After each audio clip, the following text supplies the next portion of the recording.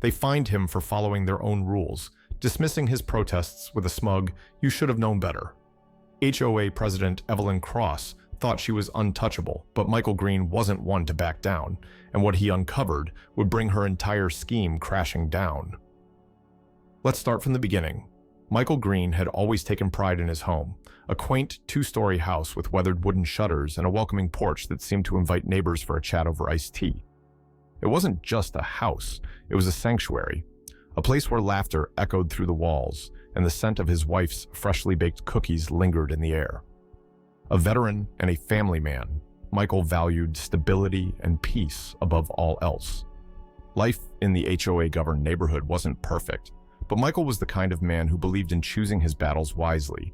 He followed the rules, paid his dues, and kept to himself, avoiding unnecessary conflict.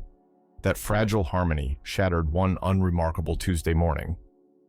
The mail had arrived, bringing with it the usual stack of utility bills and advertisements, but tucked among them was a letter from the HOA.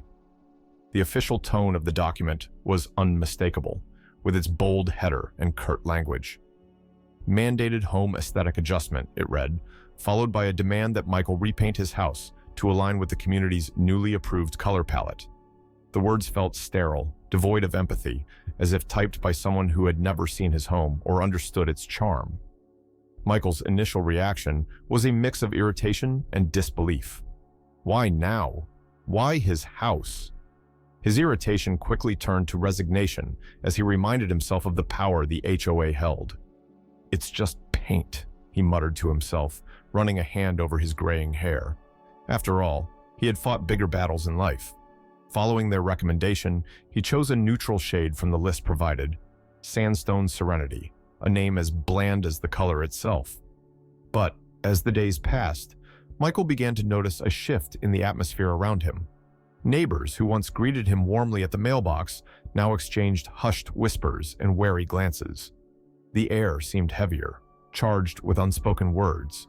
During a trip to the local hardware store to purchase the mandated paint, an elderly neighbor, Mrs. Caldwell, leaned in close and murmured, "You're not the first, Michael. They're up to something. I just know it." Her words, cryptic and unsettling, lingered in his mind. The HOA president, Mrs. Evelyn Cross, was at the center of the storm. Known for her impeccable attire and no-nonsense demeanor, Evelyn was a figure both respected and feared. Her reputation for enforcing HOA rules was legendary, but whispers of her manipulative tactics and questionable motives were impossible to ignore. Michael had never crossed paths with her directly, but he had seen enough of her handiwork to tread carefully. Despite his best efforts to brush off the unease, Michael couldn't shake the feeling that this wasn't just about the paint. Something larger, something more insidious seemed to be at play. He couldn't quite put his finger on it, but he felt it in his gut, a quiet, gnawing suspicion that painted every glance from a neighbor and every word from the HOA with a shade of mistrust.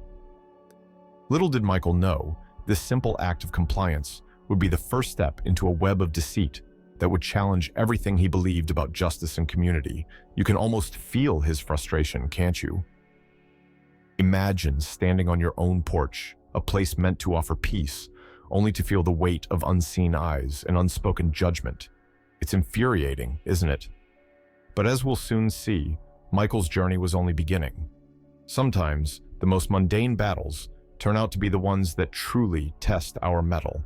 The morning sunlight poured through the kitchen window as Michael sat at the table with his coffee, feeling a rare sense of accomplishment. The fresh coat of sandstone serenity gleamed on his house, blending seamlessly with the neighborhood's aesthetic.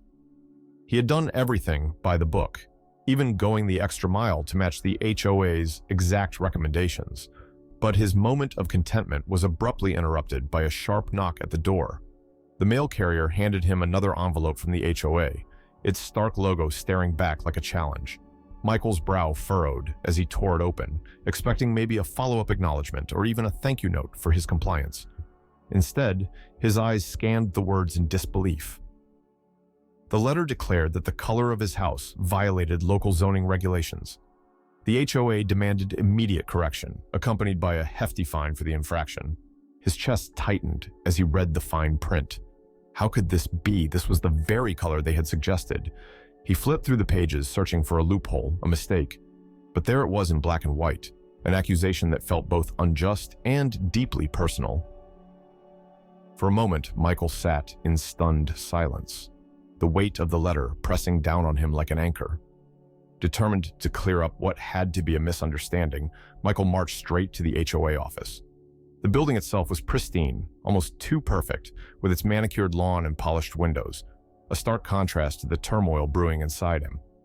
Mrs. Evelyn Cross greeted him with her trademark composed smile, one that felt more like a shield than a gesture of goodwill. "What can I do for you, Mr. Green?" she asked, her tone as smooth as glass, but as cold as ice. Michael laid the letter on her desk, his voice firm but calm. "This color is exactly what your letter recommended. How can it suddenly be a violation?" Evelyn barely glanced at the document before leaning back in her chair.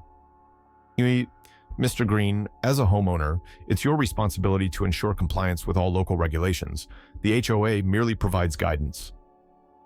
Michael's fists clenched at his sides. "Guidance? You explicitly told me to use this color, and now I'm being fined for it?" Evelyn shrugged, her expression unchanging. "I'm afraid that's not our concern. The fine stands and the adjustments must be made." Her dismissal felt like a slap in the face. Michael left the office, his mind racing. How could an organization meant to uphold community standards twist the rules so blatantly? He returned home where a group of neighbors had gathered near the cul-de-sac, whispering amongst themselves. As he approached, they fell silent, their gazes shifting to the ground. "Let me guess," Michael began, his voice heavy with frustration. "This has happened to you too." An older man, Mr. Langston, nodded reluctantly. "She's been pulling this stunt for years. Every few months it's something new. Colors, fences, landscaping, and every time there's a fine. We've all suspected where the money goes, but no one's been able to prove it." Mrs. Caldwell chimed in, her voice trembling. "We tried to fight her once. She's got connections, lawyers, officials. People are scared, Michael." A chill ran down his spine. This wasn't just an oversight or bureaucratic red tape. This was a calculated scheme, preying on the very people who made this neighborhood their home. Michael looked around at the weary faces of his neighbors, each one carrying the invisible weight of Evelyn's manipulations. It wasn't just about him anymore. That evening, Michael sat on his porch, the letter still clutched in his hand. The warm glow of the setting sun did little to ease the storm brewing within him. He realized that this wasn't a fight he could walk away from.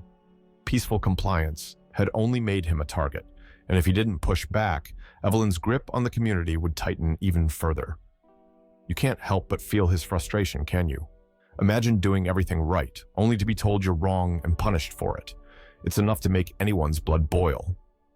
But Michael wasn't the type to back down, not when his principles and his home were at stake. This was just the beginning of a battle he hadn't chosen, but was determined to win. Michael sat at his dining table, a stack of documents spread before him, illuminated by the dim light of a single lamp. The hum of the refrigerator filled the silence as he pored over every letter he'd received from the HOA, each one meticulously filed away. He wasn't just collecting papers, he was building a case. The fine they'd imposed, the color recommendation they provided, and even the vague wording of their bylaws. It all painted a picture of inconsistency and manipulation. But he needed more than just his own experiences to fight back. That's when he made the decision. It was time to hire a lawyer. The next day, Michael met with Rachel Carter, a sharp and determined attorney with a reputation for standing up to overreaching HOAs. Her office was modest, lined with bookshelves crammed full of legal volumes. Rachel listened intently as Michael recounted his ordeal, her pen darting across a yellow legal pad. "This isn't the first time I've heard of Evelyn Cross," Rachel remarked, tapping her pen against the pad. "She's been involved in a few cases like this. If she's misusing her position, we'll find out." Encouraged by her confidence, Michael returned home with a renewed sense of purpose. But his fight wasn't just a legal one. He began reaching out to neighbors, one by one, to hear their stories. At first, many were reluctant to speak. Fear of retaliation from Evelyn and the HOA loomed large. However, as Michael shared his own experience, a few began to open up, Late one evening, he sat in Mr. Langston's living room, sipping tea and listening to the elderly man recount how Evelyn had fined him for unapproved garden plants, despite them being there for years. Another neighbor, Sarah, confided that Evelyn had threatened legal action when she delayed payment for an emergency neighborhood improvement fee that no one else seemed to remember approving. Piece by piece, the puzzle came together. Evelyn's power wasn't just rooted in the HOA's authority, it thrived on intimidation and exploitation.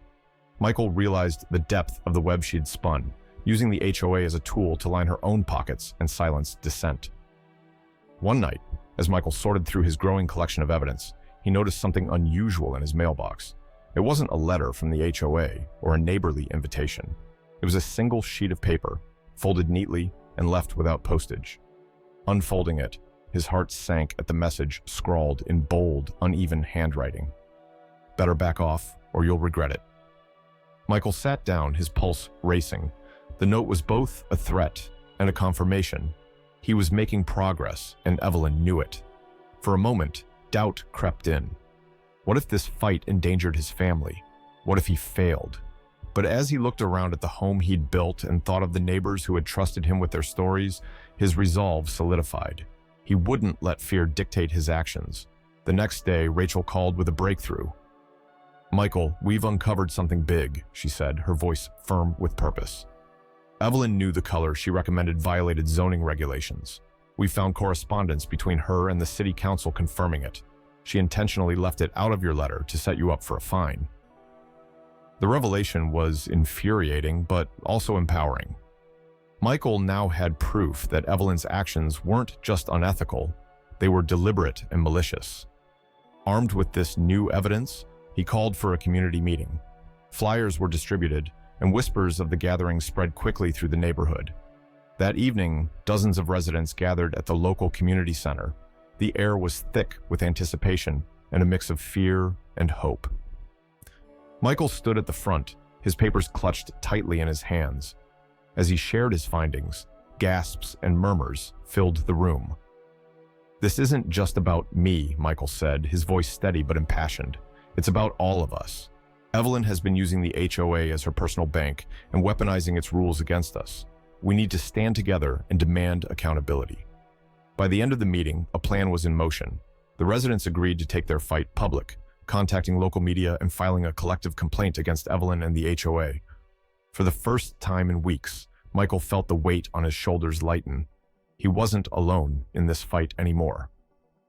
You can almost see the shift, can't you? The quiet streets, once ruled by fear, now buzzed with a sense of unity and determination. Michael wasn't just fighting for his own rights, he was inspiring his community to reclaim theirs. It's a reminder that even in the face of intimidation, courage and solidarity can turn the tide. The community center buzzed with quiet tension as neighbors filed in, their faces a mix of anticipation and nervousness. Michael stood at the front of the room, a man transformed. Gone was the quiet homeowner content to avoid conflict. In his place stood a determined advocate, ready to expose the truth. On a table beside him lay stacks of evidence, letters, emails, financial statements, and signed testimonies from residents, all meticulously organized. Nearby, two local journalists adjusted their recording equipment, their notepads ready to capture every word. Michael took a deep breath, steadying himself. This wasn't just about his fight anymore, it was about the entire neighborhood reclaiming their voice. As the room fell silent, he began to speak. "For years, we've lived under the rules of this HOA, trusting that it was here to protect our community. But what I've uncovered tells a very different story." His voice, though calm, carried a weight that drew everyone's attention. Piece by piece, Michael laid out his findings. He displayed the HOA's correspondence, showing how Evelyn Cross had knowingly recommended the illegal paint color to him, then fined him for following her instructions. He pointed to financial documents, highlighting unexplained expenses and discrepancies in the HOA's budget. And, most damning of all, he shared testimony from neighbors who had been similarly targeted, fined for arbitrary reasons, pressured into compliance, and threatened when they questioned the rules. The journalists exchanged glances, their pens flying across their notepads. The crowd, initially quiet, began to murmur, their whispers growing louder with each revelation. Mrs. Evelyn Cross, seated in the back with an air of forced composure, watched the proceedings with a fixed smile, but her eyes betrayed unease. When Michael finished presenting his case, he turned to the crowd. "This isn't just about me. Evelyn has used her position to exploit every single one of us. The HOA was meant to serve this community, not enrich one person at our expense. Together, we can stop this." The room erupted into a wave of voices, neighbors finally feeling the courage to speak out. One by one, they shared their experiences: fines for minor infractions, unexplained fees, and threats of legal action. The journalists took it all in, the weight of the collective story too powerful to ignore. Evelyn stood abruptly, her chair scraping against the floor. "This is absurd," she began, her voice sharp but wavering. "The HOA operates within its legal rights. If you didn't like the rules, you should have moved elsewhere." Her words hung in the air, but they did little to calm the storm. Michael met her gaze, unwavering. "Then explain the missing funds, Evelyn. Explain why so many of us have stories of being targeted while the HOA's finances grow more opaque. Explain this." He held up an email, a smoking gun showing Evelyn's direct involvement in manipulating rules to justify fines. Evelyn's composure cracked. She stammered, tried to shift blame onto the HOA board, and even accused Michael of fabricating evidence. But the room was no longer hers to control. The residents, emboldened by Michael's leadership, began demanding answers. Finally, under the pressure of the mounting evidence and the piercing scrutiny of the journalists, Evelyn faltered. "Fine," she snapped, her voice tinged with frustration. "Yes, I made some decisions that weren't entirely transparent, but everything I did was for the good of the community." The crowd erupted in disbelief, her hollow justification falling flat. The journalists, sensing the weight of the moment, pressed her for clarification. Evelyn's vague responses only deepened her guilt in the eyes of those present. By the next morning, the story was on the front page of the local newspaper. HOA president accused of misconduct. Residents speak out. The article detailed Evelyn's manipulations, the financial irregularities, and the stories of the residents who had suffered under her leadership. It painted a damning portrait of a woman who had abused her position for personal gain. The fallout was swift. The residents filed a collective lawsuit against Evelyn and the HOA, demanding accountability and restitution. Evelyn was forced to step down as president, her reputation in ruins. Investigations into the HOA's finances revealed years of mismanagement, and steps were taken to reform the organization under new leadership. For Michael, the victory was bittersweet. As he stood on his freshly painted porch, looking out at the neighbors who had become allies, he felt a profound sense of accomplishment. The battle had been long and grueling, but it was worth it. His actions had not only exposed Evelyn's wrongdoings, but also united a fractured community. And isn't that the heart of the story? One man's courage, combined with the power of collective action, brought about change that many thought impossible. Michael proved that even in the face of intimidation, the truth could prevail, and that no one, no matter how powerful, is above accountability. The courthouse buzzed with quiet murmurs as the final day of the trial approached its conclusion.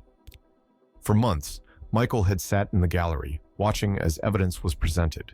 Witnesses testified, and Evelyn Cross's carefully constructed facade crumbled under the weight of her own deceit. Today, however, the air felt different, charged with anticipation, as if everyone in the room could sense that justice was within reach. Michael clenched his hands together as the judge re-entered the courtroom, his expression grave but resolute.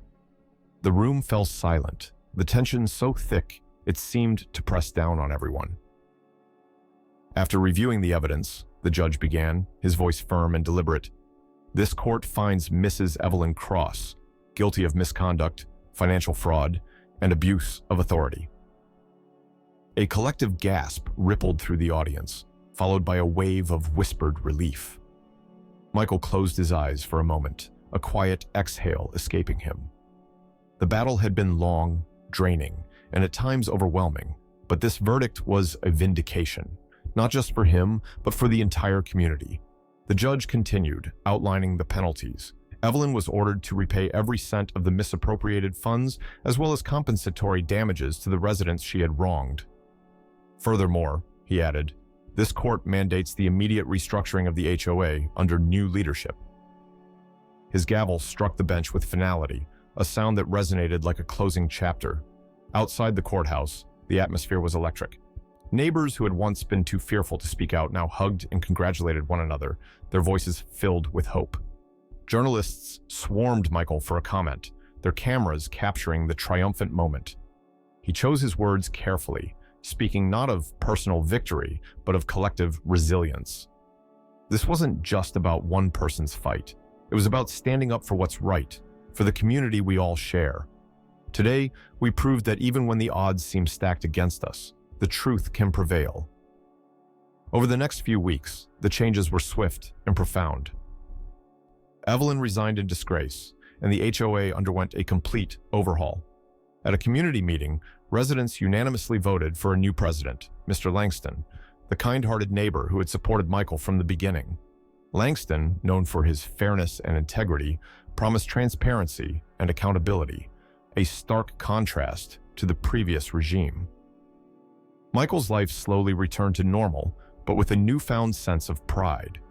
His home, now repainted in a legal and vibrant shade of blue, became a symbol of perseverance and justice. As he sat on his porch one evening, the setting sun casting a golden glow over the neighborhood, he reflected on the journey. It hadn't been easy, and there were moments when he had doubted himself, but the fight had been worth it. Neighbors often stopped by to thank him, their voices filled with gratitude. "You didn't just stand up for yourself," Mrs. Caldwell told him one day, her eyes misty with emotion. "You stood up for all of us. You reminded us that we're stronger together." And isn't that the essence of what Michael achieved? His courage and determination didn't just bring one person to justice. They revitalized an entire community. It's a reminder that even when faced with intimidation and wrongdoing, standing firm in your principles can inspire others to do the same. Michael's story isn't just about victory in court. It's about the enduring power of hope, unity, and the belief that fairness can prevail.